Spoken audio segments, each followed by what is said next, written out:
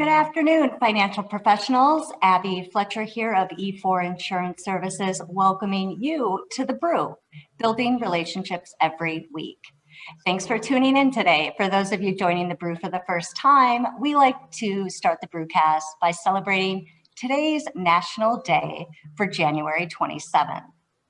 Today is National Library Shelfie Day.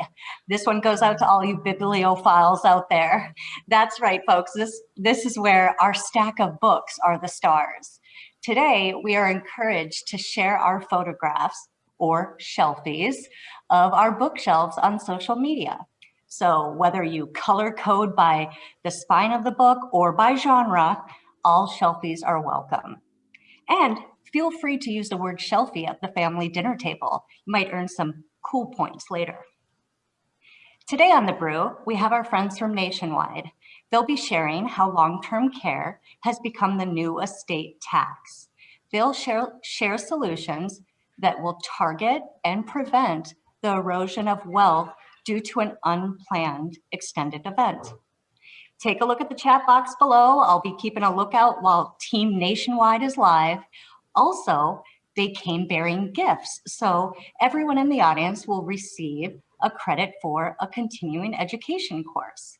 Be watching your inboxes after the BREW. It'll be coming to you via email. Thanks for tuning in, and without further ado, Chris Seguin, tell us who we have on the BREW today.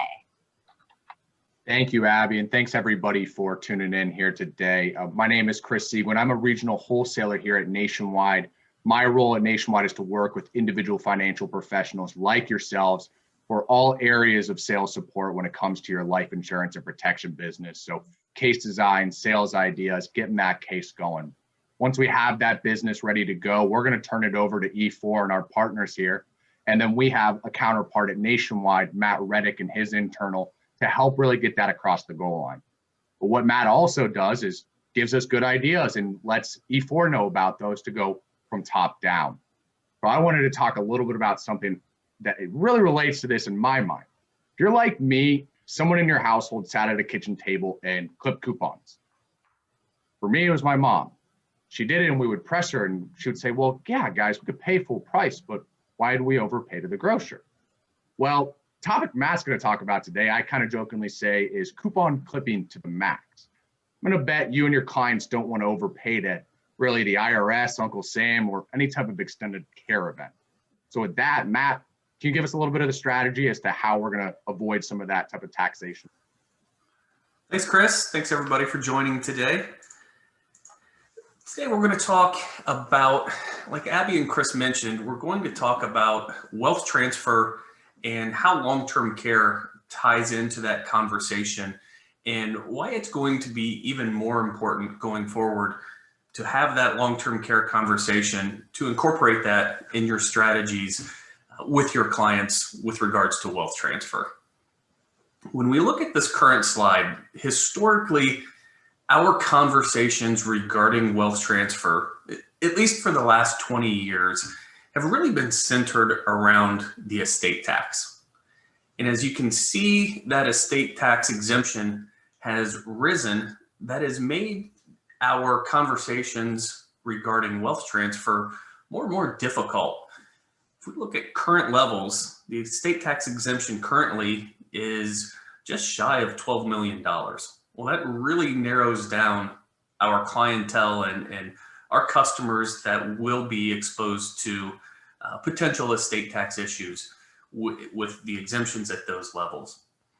However, with the shift in administration in Washington, as well as Democratic control in the House and the Senate, we're expecting, prior to the planned sunset in 2026, we are expecting not only that exemption to reduce drastically, but also have the estate tax rate very likely increase a little bit as well. That combination is going to make it much more important to have these conversations with your wealthy clients. When we look at health in America, you're going to see a trend here. Over the last 20 years, the advancements in medicine have really changed mortality for the better, for the most part. And when we take a look at this, we'll see breast cancer is relatively flat, deaths due to breast cancer. When we look at heart attacks and strokes, those are things where we've seen the advancements. People are not dying due to a heart attack or stroke as frequently as they used to. When it comes to Alzheimer's and cognitive impairments, I'll go ahead and pause, let everybody think. It's up. It's pretty easy to observe that diagnosis and deaths from Alzheimer's disease are up. Go ahead and lock in your number on your guess what percentage. All right, here's the answer. Massive.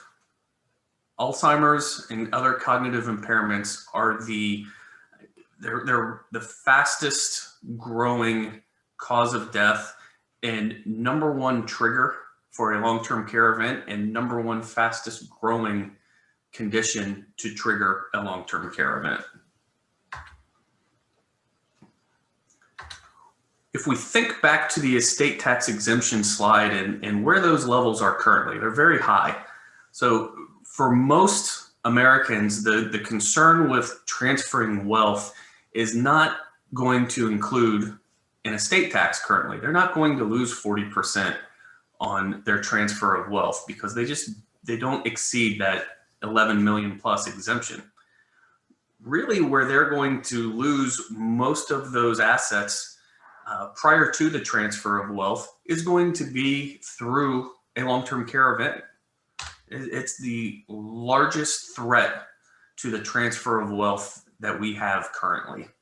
And reason being is when someone needs long-term care, that's going to be a dollar for dollar spend down of their assets. And depending on where those assets are positioned, that may also include interest income, taxation for interest income. It may include capital gains taxes. There is very likely to be a greater than $1 spend down in their assets for every dollar needed to pay for care. This is a great example of it. If we take a look at the average cost of care in Washington, D.C., when we focus on that private nursing home room, and we think about Alzheimer's and how frequently most of us have experienced a loved one with Alzheimer's. I know my grandmother had it and lived for about 7 or 8 years after her diagnosis. Those costs can add up very, very quickly. And if we're looking at $150,000 a year, and let's say we've got a 5-year event, that's $750,000 just for the cost of care. And depending on which assets we have to liquidate or reposition, that could also necessitate a capital gains tax. What are our solutions? Well, we like to look at, you may have clients that have existing irrevocable trusts. They may have that ILET that they set up 10 years ago, 15 years ago when those exemptions were lower. And while they may not be as exposed to estate taxes currently, they don't have to get rid of those. That's something where we can start to repurpose. And if you've got a client with an existing trust, depending on the contract, we might be able to add a long-term care rider to that policy within the ILET. If the carrier that has funded the ILET, the policy that's funding the ILET, the carrier that underwrote that, if they don't offer a long-term care rider, that may be an opportunity for a 1035 exchange to a carrier that does offer something with a long-term care benefit. And then for those clients that are wealthy, but maybe they don't have an irrevocable trust or they're just not at that ultra high net worth level, those are clients where we can still look at a life insurance solution, but add a long-term care rider to it. That's going to provide liquidity. That is going to be a very tax efficient manner to fund the long-term care event. And it's going to make it very easy for all parties involved. Our solutions. We talk about, when we have this conversation, we talk about the cost of getting lucky. And what we mean when we say the cost of getting lucky is if you live a nice long life and never need long-term care, that means that you were lucky, you passed away without ever needing care and no issues. Most of our clients that are of a certain wealth level prefer, their initial thought is they would like to self-fund long-term care. And you may hear self-insure. That's a bit of a misnomer. Insurance by definition will have leverage, immediate leverage, and you just can't leverage your own cash. So we call it self-funding. And we like to focus, if you look on the bottom there, we like to try to focus on win-win solutions versus a lose-lose solution.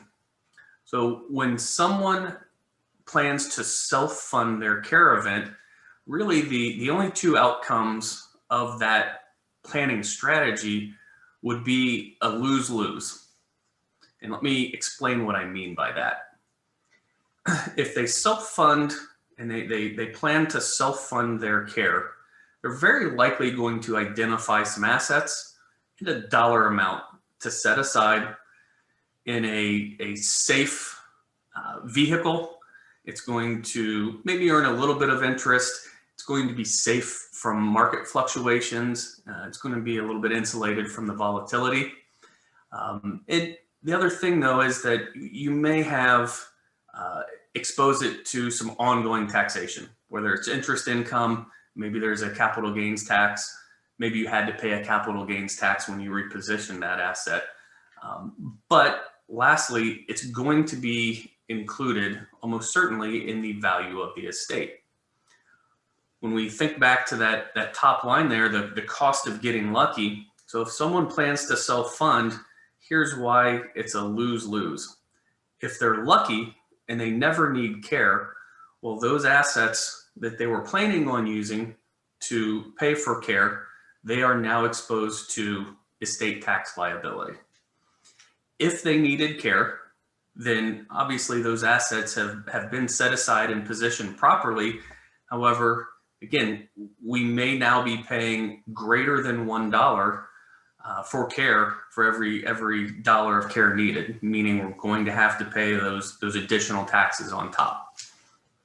That's our lose-lose situation. Our win-win situation is when we incorporate an insurance solution with a long-term care rider with a long-term care component to it.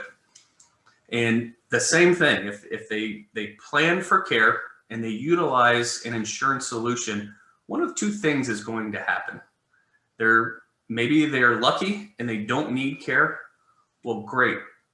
The policy will pay a death benefit. If we've involved an irrevocable trust, it's going to pay the death benefit to the trust. And it's going to be a very clean, very liquid, very tax efficient transferring of wealth. If they need care, no problem.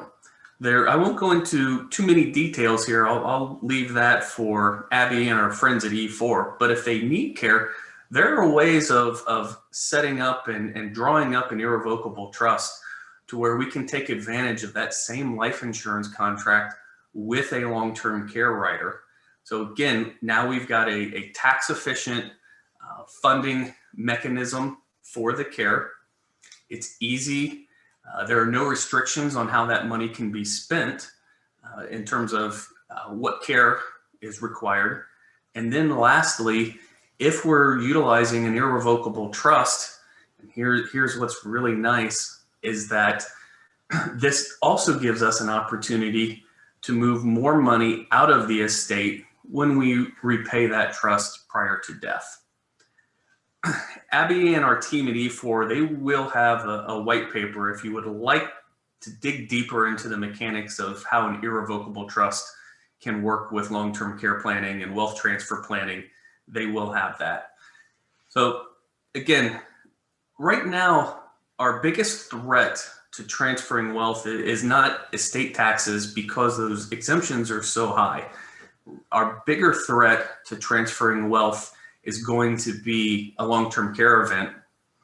And if we're unlucky enough to have estate tax exemptions lower, as well as the estate tax raise, now we've got a double whammy in that we're going to need to prepare for, plan for estate taxation as well as a long-term care event. I thank you for your time today. Thanks for joining us. And I will go ahead and turn it back over to the team at E4. Thanks, Matt and Chris. Great share. And also thanks for the CE cards that we get to send to the audience. Any questions from the crowd? I've opened up the line for questions if you have them. Also, if you all were inspired by the talk today, feel free to reach out to your contact here at E4 and we'll continue the conversation about the importance of long-term care and life insurance, potentially in a trust. Seeing no questions, guys, I'm going to just say thank you. Thanks for logging in and presenting today. The white paper that Matt mentioned will also be connected to the recording of the BREW housed on the BREW blog. Be sure to tune in next Wednesday for the BREW. We're going to have the legal eagles. We have Eric Christopherson, who's a business and estate attorney. We're going to be talking about trusts, all of their different flavors and purposes. And this is a two-part series, so you won't want to miss it. Thanks, friends. Happy 2021, and make it a great day.